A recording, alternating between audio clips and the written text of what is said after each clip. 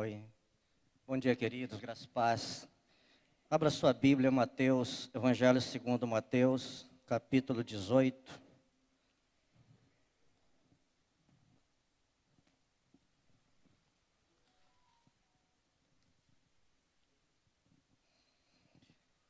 Evangelho segundo Mateus, capítulo 18. Nós vamos ler do 18 até o 20.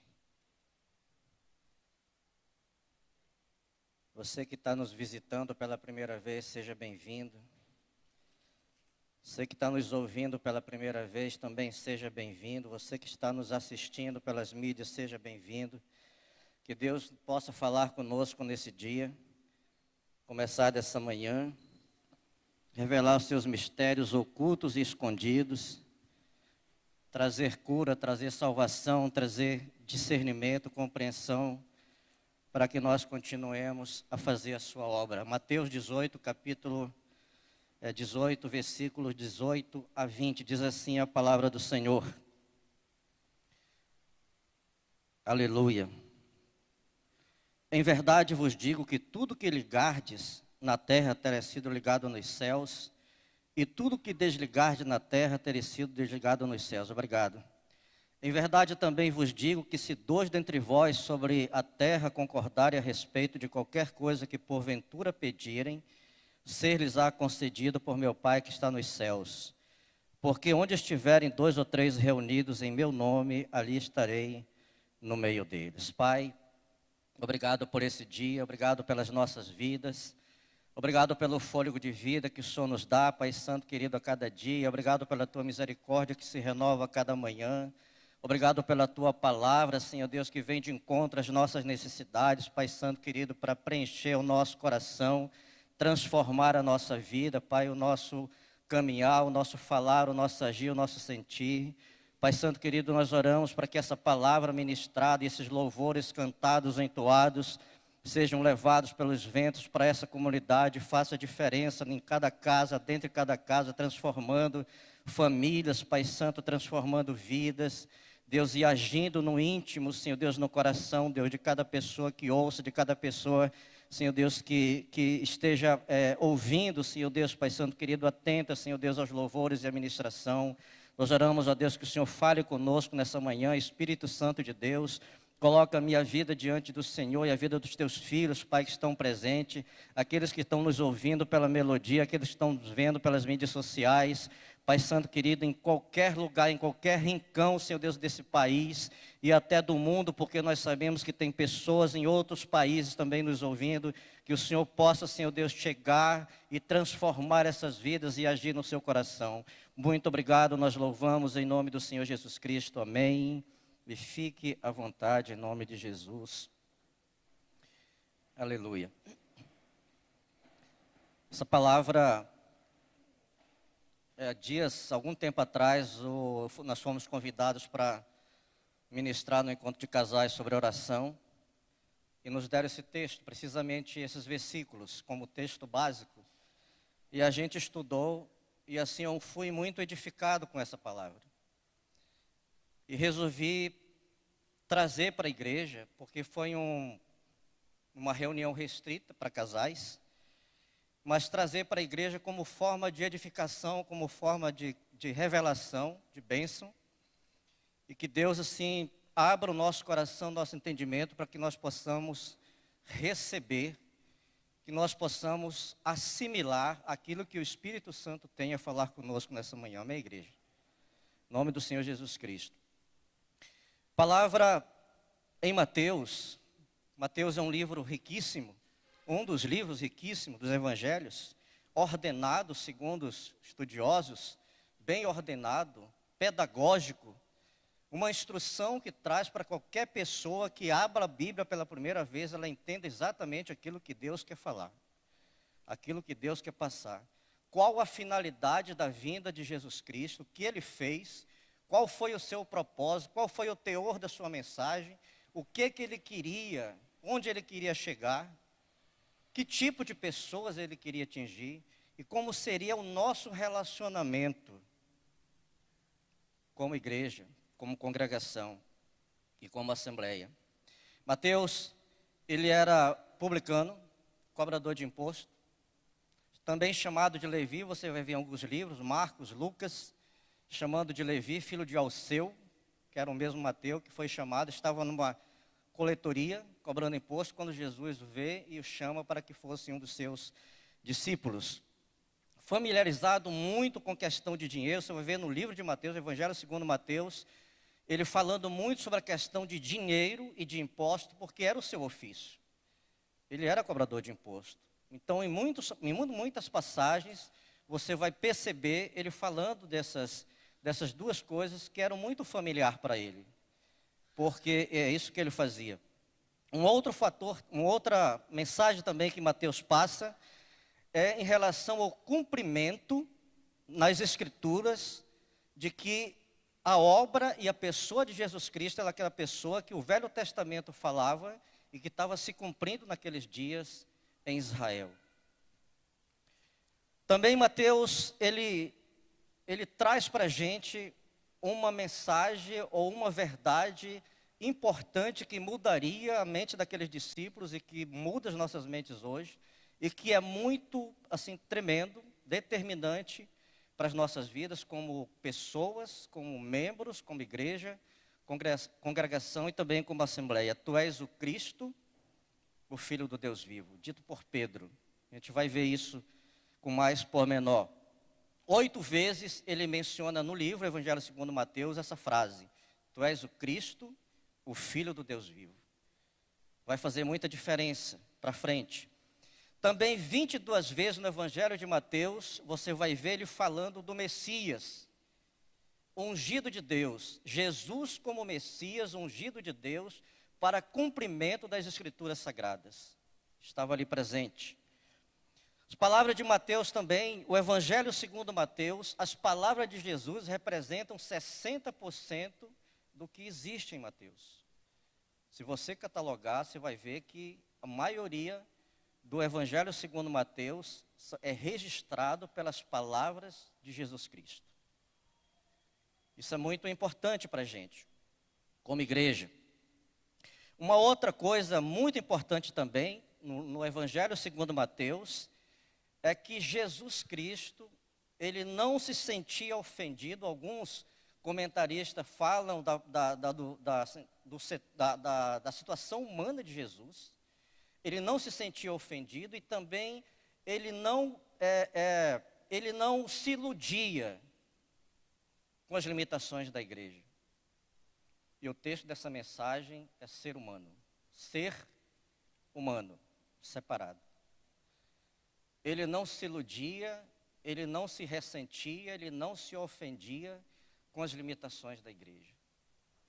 Talvez muitos de nós, a gente se ofende quando acontece alguma coisa no meio do corpo, a gente se ilude de que a gente seria perfeito, a liderança perfeita, a igreja perfeita, a gente se ilude com isso e sofre. Mas esse não era o propósito de Cristo, ele não se iludia com essa possibilidade. E é interessante a gente frisar isso, porque esses discípulos que ele chamou, eu gosto muito do texto lá em Lucas 6,12, quando ele fala que ele subiu ao monte, naquele tempo ele subiu ao monte, ele passou uma noite inteira orando, e ao amanhecer ele desce e chama os 12 que seriam seus discípulos. Não foi alguém que indicou, não foi uma liderança, não foi uma igreja que indicou os discípulos para Jesus. Ele orou a noite inteira, quando ele desceu, chamou os 12 que seriam seus discípulos. Era para ser homens acima de qualquer suspeita, homens retos, homens dignos, homens fiéis, homens prontos para toda boa obra. Mas não muito tempo depois dali, o discípulo que ele tinha como referência para aquele grupo, Pedro, estaria negando ele 3 vezes. Não muito tempo depois disso, Judas, outro discípulo, estaria traindo Jesus. Não muito tempo depois disso, os outros 10, no momento que ele precisava de alguém ali perto, momento mais difícil que ele estava passando, a cruz, a crucificação, eles saem, eles abandonam, eles fogem. Jesus, ele não se iludia com as limitações da igreja. Ele também dizia que essa igreja, na verdade, ela teria profecias falsas no meio dela. Teria falsos profetas no meio dela. Mateus 24, 24, ele diz que haveria tempo em que alguém se apresentaria na igreja como se fosse o próprio Cristo.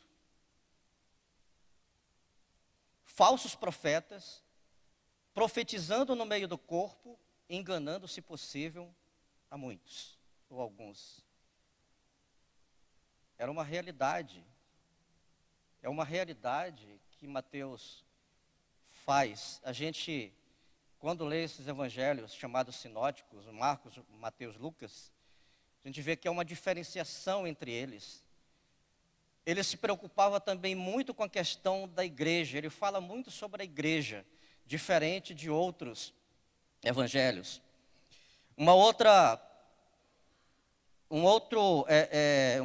coisa que ele fala também sobre a questão da limitação da igreja, não se importar com a limitação da igreja, é que até o final dos dias da igreja, santos e pecadores estariam no meio da igreja. Nós vamos conviver com isso até os últimos momentos, santos e pecadores no meio da igreja. E ele conta várias parábolas que refletem isso. Eu separei 3 para que a gente refletisse. Primeiro ele conta do joio e do trigo. Há uma diferença entre essas duas culturas, plantações. Mas ele diz assim, olha, você não é autorizado a arrancar o trigo, porque junto com o trigo pode vir o joio também. Deixa isso para a consumação dos séculos. Quando chegar o dia, então o Senhor, ele vai fazer a separação de um e de outro. A outra coisa que ele fala também em relação a essa questão é as bodas. Ele conta uma parábola que certo homem convidou as pessoas para uma boda e todas as pessoas se apresentaram com vestes nupciais, mas uma entre elas se apresentou com vestes que não eram nupciais.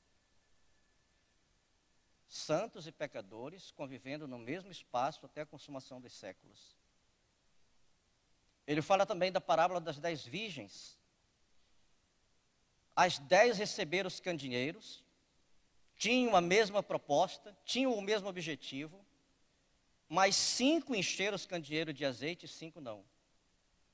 Virgens prudentes e virgens nécias. Significa que uns vão atentar para aquilo que a palavra de Deus fala, outros passa batido. Mas deixa isso para a consumação dos séculos, não é o momento. Convivemos com isso, vamos conviver com isso. Aleluia. Essa palavra de Mateus 18 é um discurso, na verdade, é tido como um sermão, um discurso referente a essa vida comunitária da igreja, esse nosso lidar diariamente com as pessoas, a questão dos relacionamentos, a questão dos pecados privados e pecados públicos, tudo isso você vai ver no Evangelho segundo Mateus, também nesse texto que nós lemos, que essa questão a gente vai conviver com ela, nós vamos ter que tratar com ela. Mas de que forma a gente vai tratar com essa situação? Uma coisa que nos chama a atenção, que nesse capítulo 18, logo no primeiro versículo, a palavra diz assim, olha, naquela hora, aproximaram-se de Jesus os discípulos, perguntando, quem é porventura o maior no reino de Deus? Eu estou aqui com a versão Almeida, revista e atualizada. Naquela mesma hora, aproximaram-se de Jesus os discípulos, perguntando quem é porventura o maior no reino dos céus, no reino do céu. Você percebe que entre esses 12 que foram chamados, já havia uma disputa por posição. Quem queria ser maior que o outro? Qual era o privilégio que alguém teria em relação ao outro? Quem ia liderar aquele grupo? Quem estaria à frente daquele grupo? Jesus, ele fala assim, olha, chamou uma criança, colocou no meio deles e disse para ele 4 coisas. Aquele que se converter, aquele que se tornar, aquele que se humilhar, como essa criança, esse tem acesso ao reino dos céus. E aí, queridos, a gente vendo essa questão da criança, nós temos, todos nós, casados, já tivemos filhos pequenos. Crianças, estudiosos dizem, temos uma pedagoga aqui, não sei se temos psicólogos, psiquiatras, psicanalistas, mas criança pequena que Jesus colocou na frente deles, o grego vai chamar de paidi, latim tecnia, criança de 0 a 3 anos e 4 meses. Essa criança, ela não tem mente consciente. Ela não discerne o esquerdo da direita. Ela não sabe o que é certo e errado. Chama uma criança, coloca no meio deles e fala assim, olha, vocês têm que se converter. Vocês têm que se tornar e vocês também têm que se humilhar como essa criança. Ele começa a trabalhar nessa mentalidade dos discípulos, para que isso não fosse avante. Nessa faixa de idade de 3 anos e 4 meses, elas têm mente subconsciente. O que elas recebem de nós, pais, com criança nessa idade, são emoções, sentimentos. Se você disser para uma criança nessa idade, atravessa essa passarela, ela acredita em você. Passa carro, passa ônibus, passa moto, passa o que for. Atravessa essa passarela, ela atravessa, porque ela acredita em você. Ela não te questiona. Se você disser alguma coisa para ela, ela armazena no seu coração, porque ela armazena as emoções.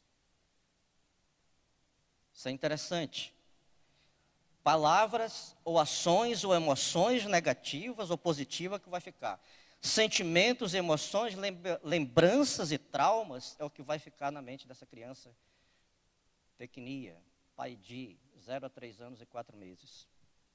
Pais, eu sempre costumo dizer que é melhor, meu pensar, melhor idade para você ter uma criança e fazer com que ela, permitir que ela siga nos caminhos do Senhor, é exatamente nessa idade. Pastora Luciene, um dia teve um treinamento lá, na igreja onde eles estão, e ela teve uma informação de que quando aquela pessoa que se converteu, como eu me converti aos 35 anos, todas as estatísticas nos apontam que nós deveríamos estar fora da igreja. A maioria se converteu adulto. As estatísticas, os estudos dizem que nós deveríamos estar fora da igreja. Se estamos na igreja, é um milagre de Deus. Porque essa ministração, ela deveria acontecer nessa idade de criança, onde ela recebe informações, emoções, e os estudiosos também dizem que 95% do que nós somos hoje foi adquirido nessa faixa de 3 anos, 4 meses. Estourando aí, alguns estudiosos falam de 4 anos, mas a maioria fecha em 3 anos e 4 meses.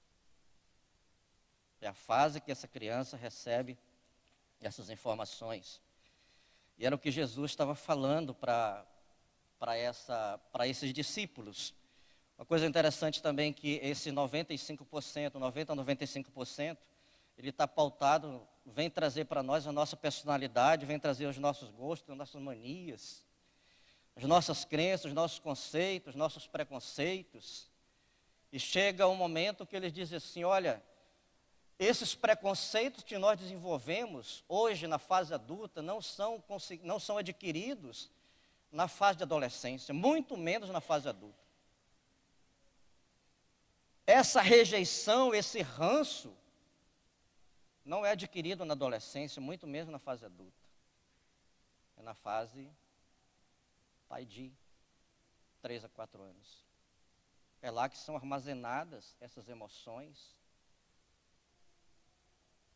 Eu estou falando isso de estudos, mas a gente vê biblicamente, e estou falando também que Jesus pega uma criança e chama e coloca na frente deles. Isso tem um sentido, tem um fundamento. E se a gente perguntasse por que criança? Por que ele apresenta uma criança? Por que ele não apresenta um adolescente? É exatamente por isso. Porque nessa fase, ela não tem ressentimento.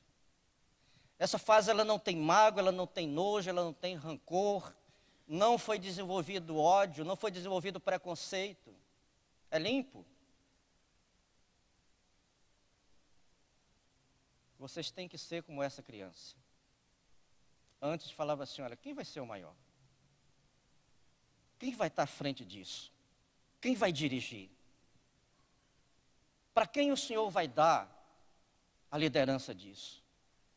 Sabe isso que a gente faz como adultos? Porque criança, ela não tinha isso. Uma vez eu vi um documentário que uns estudiosos, eles colocaram 3 crianças, menina, menino e menina, menina, menino e menina, numa mesa. Colocaram um prato de alimento na frente de cada um. E elas começaram a comer.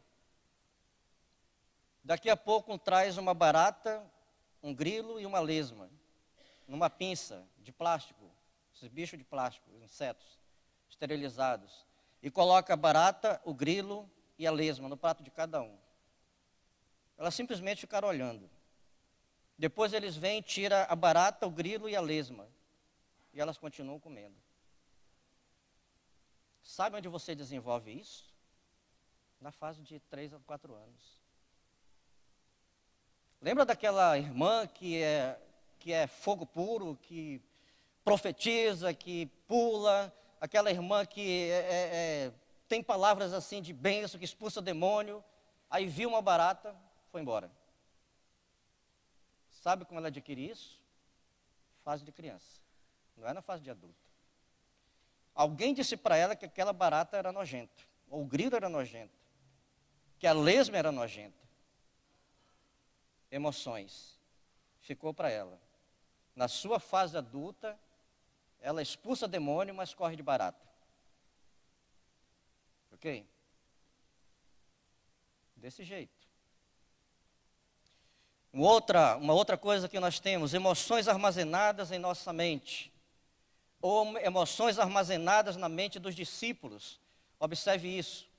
Aí já não é mais profissionais, já é palavra de Deus. Certo momento eles estavam caminhando com Jesus. Iam para um determinado lugar.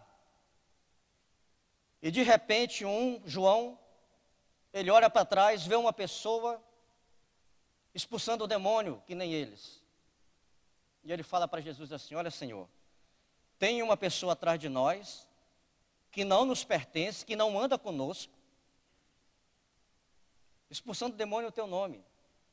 Senhor, só quer que nós proibamos? Onde eles adquiriram isso? Um outro momento também, eles estão caminhando para uma cidade, Samaria, chega na cidade, entra na cidade, e os samaritanos expulsam Jesus. Qual foi a reação deles? Tem misericórdia? Senhor, o Senhor quer que mandemos fogo do céu, descer fogo do céu e consumir essas pessoas? Onde eles aprenderam isso? A resposta de Jesus para o primeiro caso, olha, se vocês, deixa eles falarem. Quem não é contra nós é a favor de nós. Segundo caso, ele fala assim, olha, vocês não sabem de que espírito vocês são. Sabe qual é o nosso sentimento quando adultos? Exatamente isso. Pura rejeição, puro ressentimento, puro rancor, puro ódio. Querendo destruir tudo. Se não está conosco, não faz parte do nosso grupo, não nos interessa. Não nos diz respeito. Não é conosco. Tem que estar afastado da gente. Isso não é pesquisa, não é profissional que diz isso, é palavra de Deus. Aleluia. Uma outra coisa interessante que nós temos, capítulo 10, se você quando chegar em casa, olha isso, capítulo 10 de Mateus. Jesus, ele começa a trabalhar na mente desses discípulos, mudar a mentalidade. E tem uma outra estatística que fala também, falando com o pastor Marco recentemente sobre os casos dos Estados Unidos. tem acontecido, vocês têm acompanhado, pessoas entram em escola e matam pessoas, em estação de trem matam pessoas. Eles dizem, a autoridade diz que essa pessoa ela não tem jeito. Esse adulto não tem como ser uma pessoa boa a partir daí. Mas a palavra de Deus, ela contraria isso. Por isso que é interessante, Mateus falou aqui, você lê a palavra, leia a palavra. Ela é libertadora para nós. Conheci um caso de um militar, vou falar porque foi estampado aí na mídia, Cabo Bruno, São Paulo. Cara mau, tinha no currículo dele 52 mortes, muitas delas sem necessidade. Foi preso, anos. Chegou um tempo que alguém pregou para ele lá naquela prisão e ele se converteu. A primeira atitude dele, pedir ao juiz que concedesse ele autorização para que ele fosse em cada família, em cada casa, pedir perdão pelo que ele tinha feito. Já estava aí com seus 40 e alguns anos. As estatísticas dizem que essa pessoa não tem jeito. A palavra diz que tem jeito. A palavra diz que tem jeito. Você pode ser reprogramado na sua mente através da palavra de Deus. Anos depois, foi concedida a soltura dele, mas ele sabia que ele morreria. Mesmo assim, ele saiu. 2 semanas depois, ele foi assassinado. Mas aquela coisa que ele adquiriu, aquele instinto diabólico, satânico, demoníaco, de assassino, foi reprogramado. Capítulo 10 de Mateus. Jesus ele começa a mudar a mentalidade desses discípulos. E você tem alguns exemplos, mas eu vou te dar apenas 3, porque a gente não tem muito tempo. Certo dia o Senhor Jesus, ele diz que ele vai voltar para Galileia, está indo para Galileia. E ele desvia o seu caminho, passa por Samaria, numa cidade chamada Sicar, João capítulo 4, se encontra com aquela mulher no poço, tem uma conversa com aquela mulher sobre água, tira água, sobre beber. Ele diz para ela que se ela bebesse da água que ele tinha, ela nunca mais teria sede.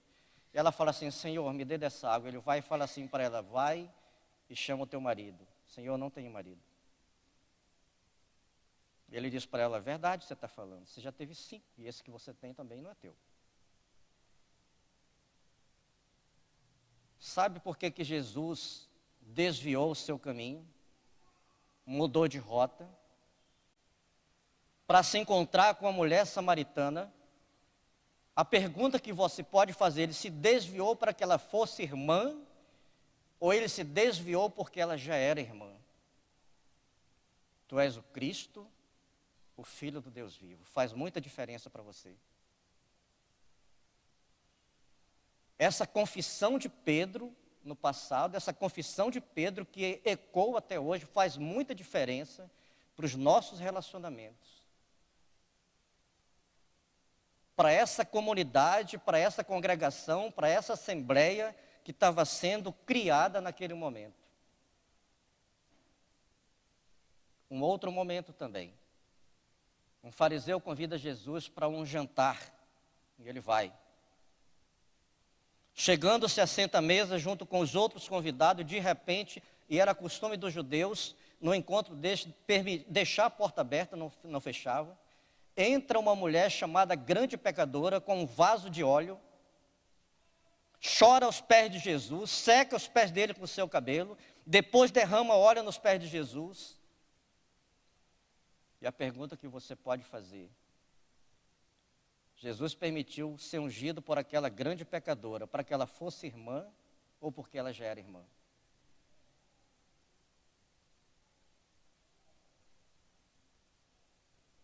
Silêncio.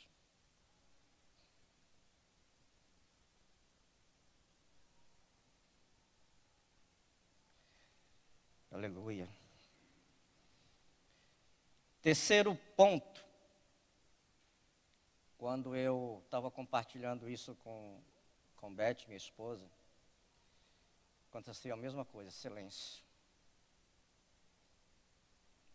O ranço que nós aprendemos, o rancor que nós adquirimos, os preconceitos que nos colocaram na mente, não nos permite fazer isso.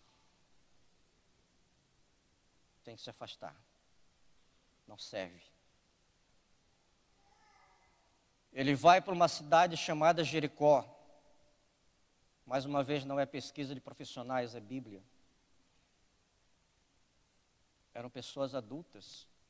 Jesus estava começando a desbloquear aquelas mentes, mudar aquela estrutura que eles tinham recebido.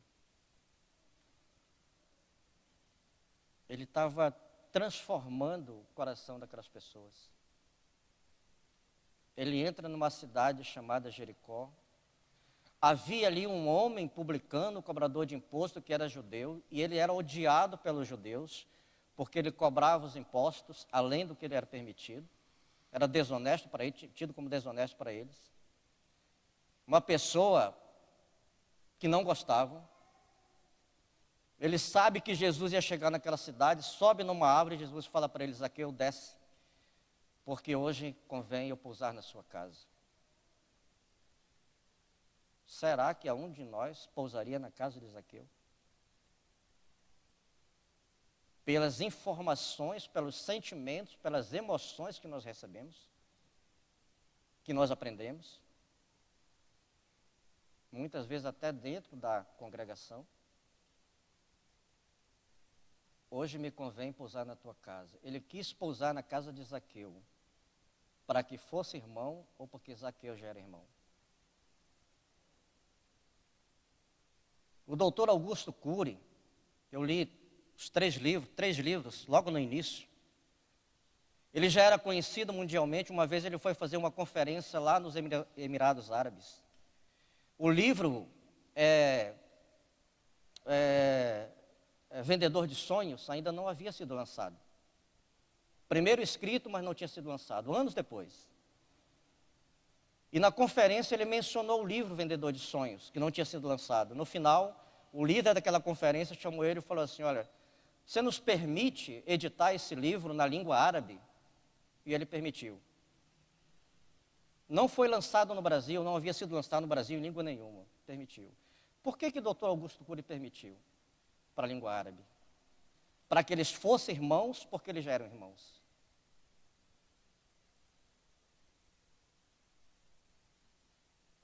Por que você faz culto de jovens, culto de homens, culto de mulheres?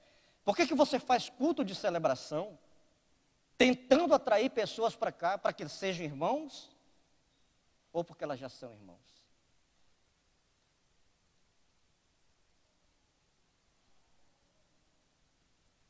Amém? Isso realmente mexe com o nosso interior. Churrasco de homens vai acontecer dia 11. Porque qual o nosso objetivo disso?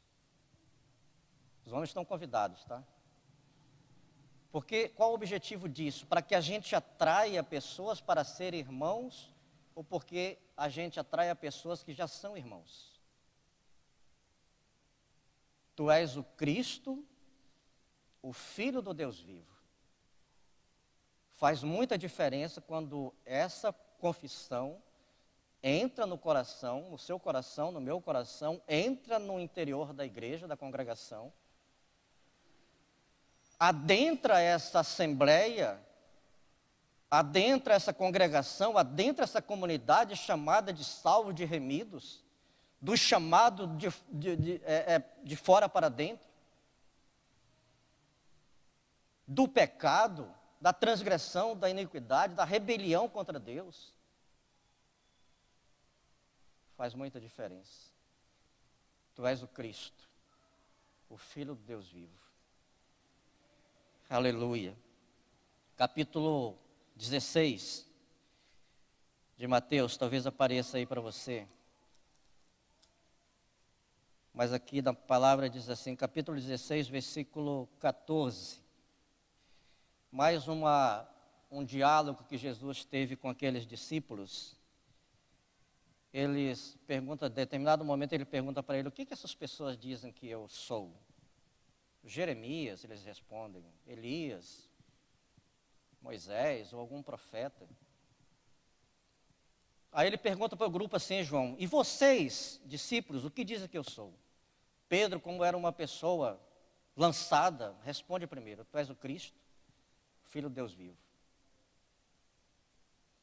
Ele fala, disseste bem, Pedro, porque não foi você, não foi a carne, não foi o sangue que te revelou, mas foi o Pai que está nos céus.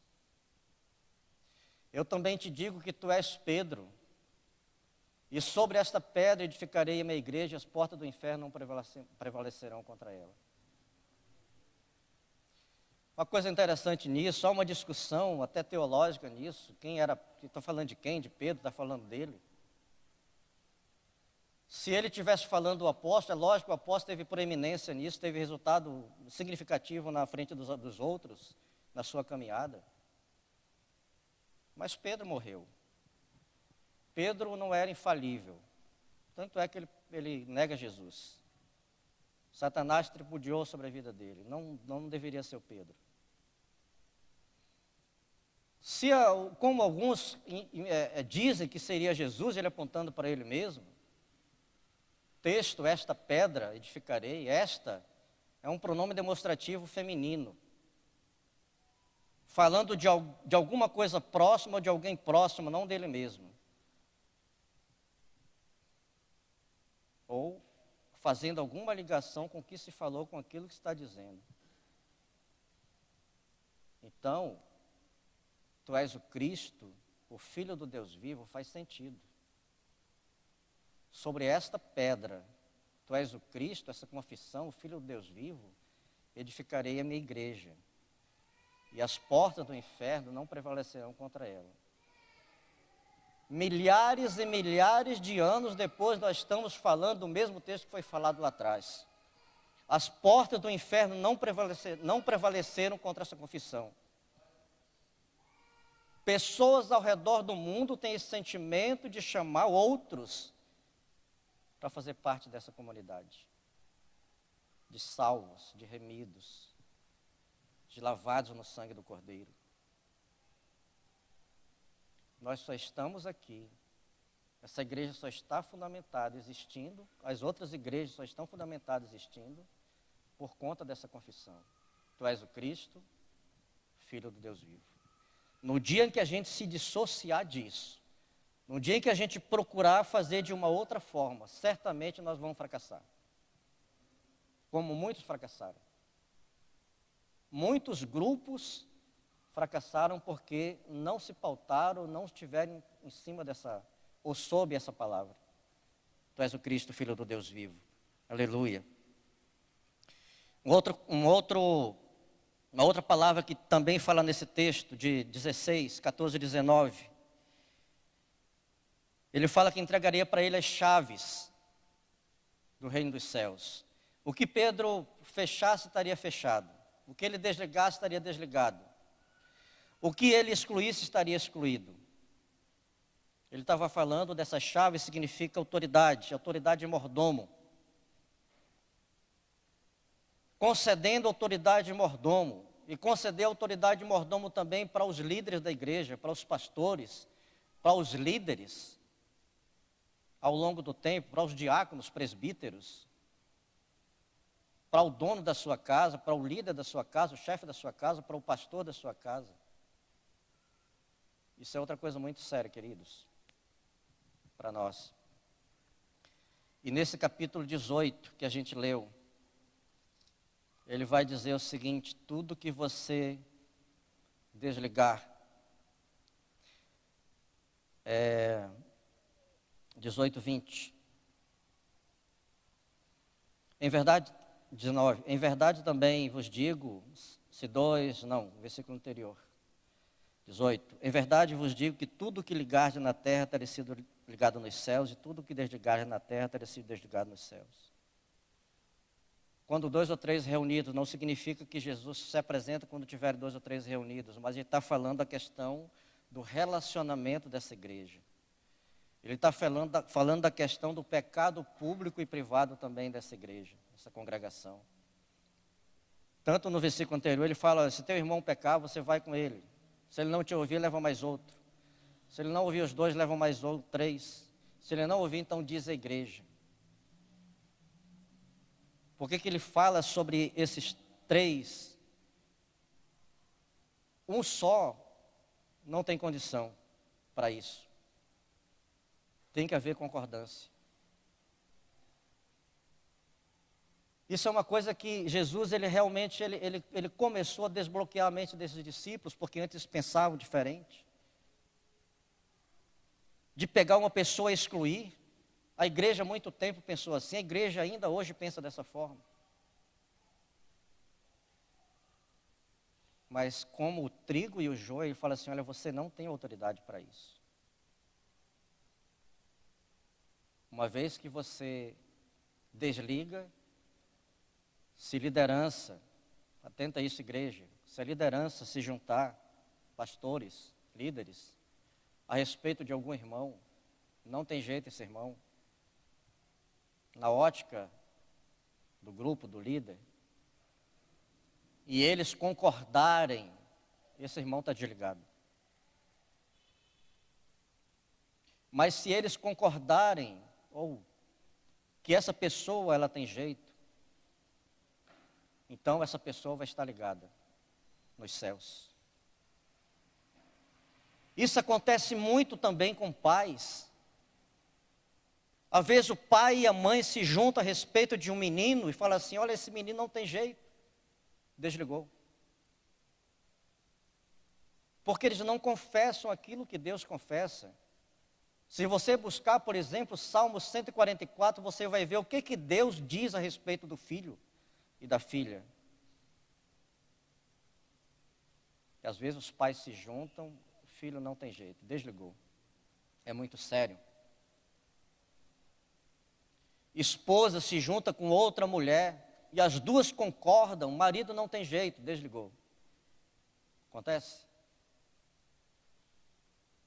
Marido se junta a outros maridos, a esposa não tem jeito, não vai se converter, desligou.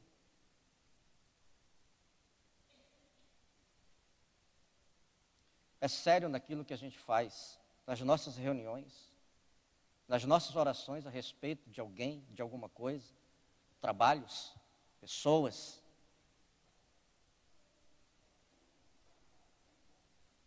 E aí, para a gente terminar, Mateus também registra princípios e condutas de líderes autorizados. Como eu disse, ele fala muito da igreja. É o livro dos sinóticos que fala mais da igreja. Autorizados, líderes autorizados para tomar decisões e resolver conflitos. Pecado que ele fala nesse texto 18, público ou privado, ele tem que ser tratado. Não pode fazer vista grossa, por causa da santidade. Mas em nenhum momento Deus permite que essa pessoa seja excluída por conta da unidade. Amém?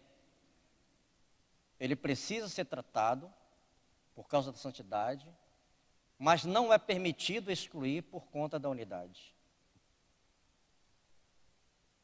Isso Jesus, ele trabalhou a mente, a mentalidade desses discípulos, tudo aquilo que eles receberam quando crianças.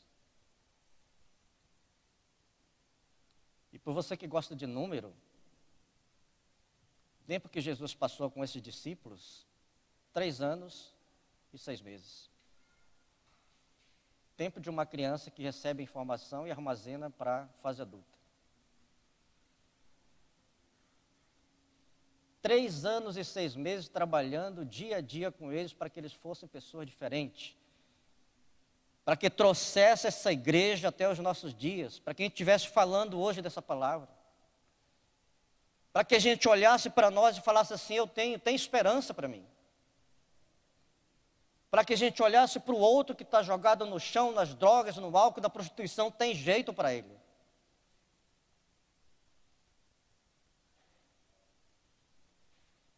A palavra que nós anunciamos não é para que essa pessoa seja irmão. Tem um pastor que ele fala que irmandade é uma questão humanitária, não é fraternal. Ele diz assim: você não vai dar nome ao seu filho quando ele se tornar adulto. Você dá nome ao seu filho quando ele é pequeno ainda. Você não vai chamá-lo de filho quando ele se tornar adulto. Você já chama quando ele é pequeno. Não vai cuidar dele quando se tornar adulto. Da mesma forma, o Senhor Jesus, ele falou para os discípulos que eles mudassem a mentalidade. E eles mudaram. Mais tarde você vai ver Pedro sendo ousado, pregando, e 3.000 pessoas se convertendo, à frente dos outros discípulos.